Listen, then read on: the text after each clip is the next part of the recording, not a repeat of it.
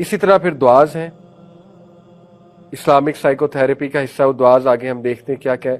Story of ام سلمہ ہے، ان کی دعا کتنی مشہور ہے، انا للہ و انا الیہ راجعون اللہم اجرنی فی مصیبتی واخلف لی خیرا منہا۔ ان کے جب میاں فوت ہوئے تو انہوں نے دعا پڑھی اور اللہ نے بدلے میں رسول اللہ صلی اللہ علیہ وسلم بطور شوہر دیے۔ کتنی بڑی کیس سٹڈی ہے۔ تو یہ چند ایک باتیں اسلامک تھراپی کے حوالے سے، ٹھیک ہے۔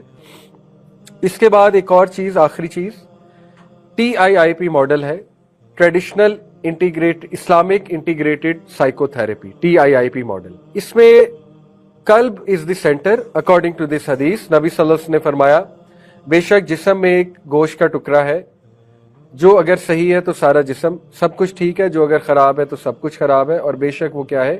قلب، وہی القلب۔ تو قلب سینٹر میں ہے جس پہ ورکنگ کرنی ہے ایکچولی۔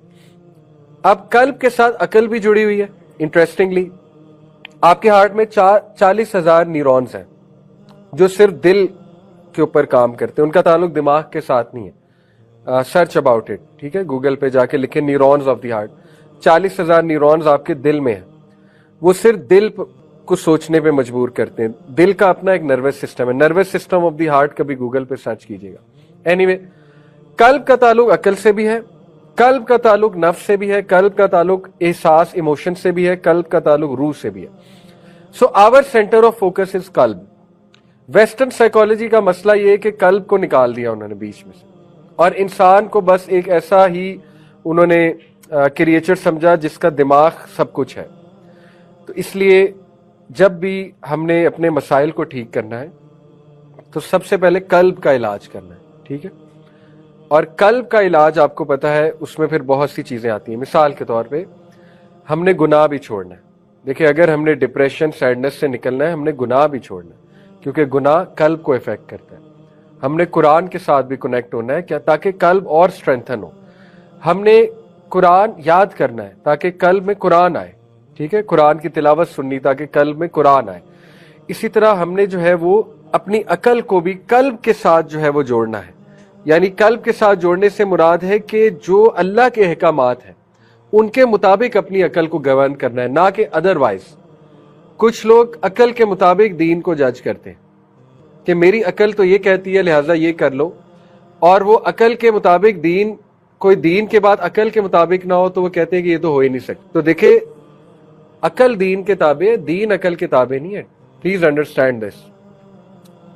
چاہے آپ کو کوئی حکم ہضم نہیں ہو رہا ہے اللہ رسول کا، پھر بھی عمل کرنا ہے، کیونکہ یہی تو دل کی خوراک ہے، یہ تو قلب ہے۔ تو یہ چیز بہت ضروری ہے، یہ ماڈل لگانا کہ آپ نے اپنی سوچیں بھی ٹھیک کرنی ہے۔ دیکھیں، کوگنیشن جو سب سے اوپر ہے، عقل، اس کو بھی ٹھیک کرنا ہے، سوچوں کو اچھا سوچنا ہے، اللہ کے بارے میں اچھا سوچنا ہے۔ نفس، آپ نے بیہیویئرل انکلینیشنز یا جو نفسانی خواہشات ہیں ان کو کنٹرول کرنا ہے، گناہ سے باہر نکلنا ہے۔ نمبر 3، آپ نے احساس، اپنے ایموشنز کو بھی ٹھیک رکھنا ہے۔ نمبر 4، آپ نے روحانی صحت جو ہے اس کو بھی ٹھیک رکھنا ہے۔ ان ساری چیزوں سے آپ کا قلب اسٹرینتھن ہوگا۔ تو یہ بڑا خوبصورت ماڈل ہے، تو یہ بھی انشاءاللہ تعالیٰ آپ ماڈل ذہن میں رکھیں۔ آخر میں بس چند ایک دعائیں ہیں جو ہم نے کئی بار اس پہ بات کی ہے۔ ایک تو یہ ڈپریشن کی دعا میں نے لاسٹ کلاس میں ایکسپلین بھی کی تھی، اللہم انی عبدک وابن عبدک وابن امتک ناصیتی بیدک ماض فی حکمک عدل فی قضاؤک۔ یہ دعا ضرور یاد کر لیں، اس کو پڑھا کریں، ٹرانسلیشن بہت خوبصورت ہے اس کی، ٹھیک ہے۔ اسی طرح یہ دعا، اللہم انی اعوذ بک من الہم والحزن والحزن والعجز والکسل والبخل والجبن وضلع الدین وغلبۃ الرجال۔ بیوٹیفل دعا، اس میں 8 چیزوں سے پناہ مانگی گئی ہے۔ نمبر 1، ہم سے، ہم کہتے ہیں انگزائٹی کو، حزن سے سورو، عجز سے، عجز کہتے ہیں ویکنس کو، کسل سے لیزینس کو۔ عجز اور کسل ان شارٹ جو ہے وہ کیا ہے؟ D motivation. اس کے بعد بخل سے، بخل کہتے ہیں مائزرلینس کو، جبن سے، جبن کہتے ہیں کوورڈیز کو، ڈرپوک پن کو۔ وضلع الدین، ضلع الدین سے مراد ہے قرض کے اندر ڈوب جانے سے، وغلبۃ الرجال، اور لوگوں کے غلبے سے، کہ کوئی انسان مجھ پہ حاوی ہو جائے۔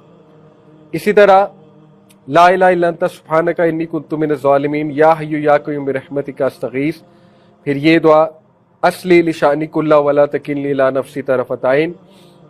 یہ دعا، اللہم انی اعوذ بک من جہد البلاء व दरक शकाई व सूइल कज़ाई व शमातत लादाई, कि अल्लाह ताला मैं आपसे पनाह चाहता हूँ या चाहती हूँ सख्त मुशक्कत से। जहदिल बला का मतलब है सख्त मुशक्कत से। व दरक शकाई होपलेसनेस से, या जिसको कहते हैं रेचिडनेस। और वसूइल कज़ाई बुरी तकदीर से। व शमाततिल आदाई, और इस बात से कि मेरे दुश्मन मेरे खिलाफ प्रोपेगेंडा करके खुश हों या मेरी सफरिंग पे रिजॉइस करें। कितनी जामे दुआ है।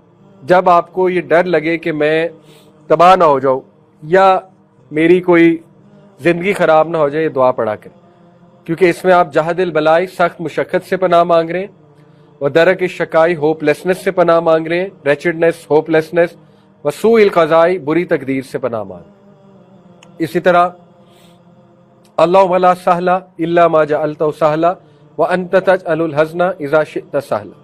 Allah, there is no ease except that which you make easy, and indeed you when you want make grief and difficulty easy। ये भी आसानी की दुआ है, बहुत खूबसूरत दुआ है।